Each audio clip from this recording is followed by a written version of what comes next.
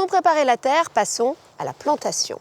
La règle, c'est de planter après les dernières gelées, pas avant le 15 mars pour les régions à climat doux, et à la floraison des lilas pour les autres. Surtout, ne vous précipitez pas, car il faut que la terre soit réchauffée en profondeur à environ 10 degrés. Et puis surtout, n'oubliez pas que les premiers rayons du soleil ne suffisent pas à réchauffer la terre. Chaque rangée doit être espacée entre 55 et 60 cm. Ok, pour les... La première? Sauf la première, on la décale, on la met un peu plus près du bord, tout à fait. Et maintenant, on peut planter les tubercules. Et comment on fait pour planter les tubercules?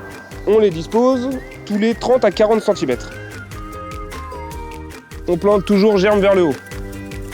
10 cm de profondeur. Et on rebouche.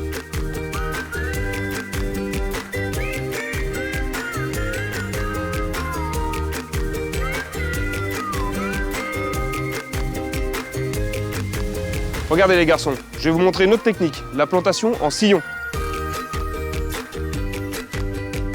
On dépose soigneusement les plants au fond des sillons à 10 cm de profondeur, germe vers le haut.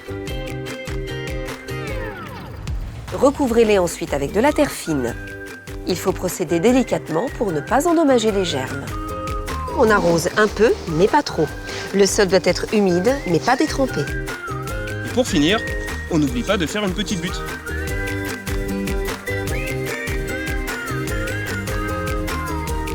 Si vous ne plantez pas vos plants germés tout de suite, les placez dans un local frais et bien éclairé et en dessous de 10 degrés, mais à l'abri du gel. Les garçons, est-ce que vous savez ce que sont des plantes amies? Oui, ce sont les plantes qui se protègent les unes des autres. C'est très bien. Et pour minimiser l'apparition des parasites, eh bien on va associer aux pommes de terre des œillets d'Inde.